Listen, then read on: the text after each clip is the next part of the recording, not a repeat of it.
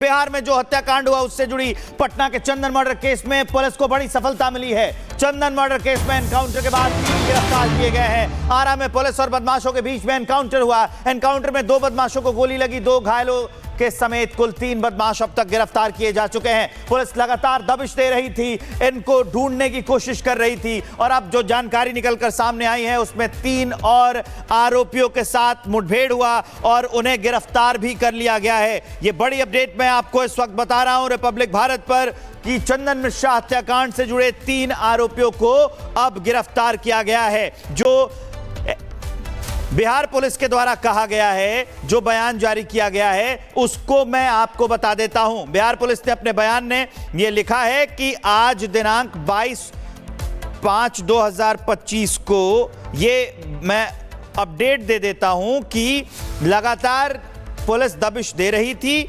और ये कार्रवाई जो है वो की जा रही थी। तो आज जो तारीख है 22 तारीख को 22/7/2025 को सुबह 5 बजे बिहिया इलाके में ये पूरी वारदात हुई है। अपराधी को पकड़ने के लिए पुलिस गई थी। एसटीएफ के जवान थे, इसमें बिहार पुलिस के जवान थे और भोजपुर पुलिस, जो बिहार पुलिस के ही होते हैं स्थानीय पुलिस के जवान, वो तीनों साथ मिलकर गए थे। उनके पास उनको पहले घेरा गया, चिन्हित किया गया, लेकिन उनके पास हथियार भी थे, जैसा कि एसटीएफ और बिहार पुलिस ने अपने बयान में कहा है। अब उनको आत्मसमर्पण करने के लिए बोला जाता है। अपराधी द्वारा पुलिस बल पर फायरिंग की जाती है। यह पूरी घटना है। हमारे वरिष्ठ सहयोगी प्रकाश हमारे साथ लाइव जुड़ गए हैं इस खबर को विस्तार देने के लिए। सीधा उनके पास लिए चलते हैं। प्रकाश जी, इस पूरी वारदात को कैसे अंजाम दिया गया, पुलिस का क्या पक्ष है, जरा तफसील से बताइए। देखिए, इन लोगों की गिरफ्तारी के लिए पुलिस गहन रेड कर रही थी और उसके बाद जो बक्सर का इलाका है जहां पर से चंदन मिश्रा आते हैं, उसी इलाके से इन तीनों की गिरफ्तारी हुई है। और बिहिया थाना क्षेत्र है जो भोजपुर और बक्सर जिले के बीच का है। पड़ता तो मूलतः भोजपुर जिले में है, लेकिन चंदन मिश्रा जो है बक्सर जिले के रहने वाले थे। उसी के आसपास ये तीनों ने पनाह ले रखा था और पुलिस को 3-4 दिन पहले से ये बातें पता थी। पहले उन लोगों को तौसीफ को गिरफ्तार करना था जो मुख्य अभियुक्त है कलकत्ता से। फिर इन तीनों को इंटरसेप्ट करके वहां पर आत्मसमर्पण के लिए बोला गया, लेकिन उसमें से एक अपराधी ने पुलिस पर गोली चलाई, जैसा कि प्रेस रिलीज में बताया गया है। और उसके बाद पुलिस के तरफ से भी गोलियां चली और 2 अपराधियों को पैर में गोली लगी, किसी को हाथ में लगी है।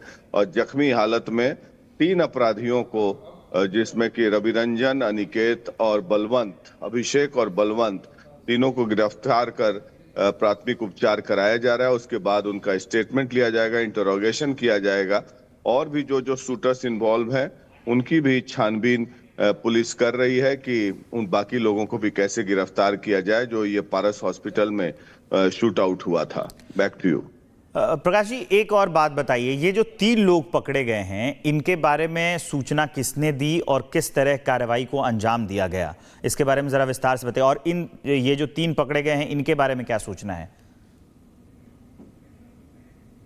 सूचना पुलिस के पास थी और पुलिस के मुखबिर रहते हैं और पुलिस तहकीकात कर रही थी। और जैसा कि मैंने बताया कि इस केस को क्रैक करने में कोई बहुत ज्यादा समय नहीं लगा, क्योंकि सारे अपराधी उसमें बिना मास्क के आए थे पारस हॉस्पिटल में। और उसके अलावा सबकी शिनाख्त हो चुकी थी, सबकी पहचान हो चुकी थी, क्योंकि सबका चेहरा खुला हुआ था। और जो भी अपराधी होते हैं, पेशेवर अपराधी, वो जेल से ताल्लुक रखते हैं, अपराधियों से ताल्लुक रखते हैं। और जो प्रोफेशनल शूटर्स होते हैं, अपराध जगत के सभी लोग उनके बारे में जानते हैं, किस तरह का हथियार इस्तेमाल करते हैं। तो उसके बिना पर इन लोगों की पहचान हुई और इन लोगों के बारे में जेल में और भी अन्य लोगों से, मुखबिरों से पता चला कि ये लोग यहाँ हैं। तो उनकी शिनाख्त हुई और उनको धरपकड़ किया गया। और रात में जब पता चला कि ये बिहिया थाना क्षेत्र में पनाह लिए हुए हैं, उसके बाद वहां पर पुलिस ने गिरफ्तारी के लिए शिकंजा कसा। इस केस से जुड़ी हर एक अपडेट आप हम तक पहुंचाते आए हैं और लगातार आप इसका फॉलो अप भी दे रहे हैं हमें। तो उससे जुड़े एक सवाल मैं करना चाहूंगा कि अब इन 3 गिरफ्तारियों के बाद आगे की कार्रवाई किस ओर जाती आपको दिख रही है और क्या होगा आगे?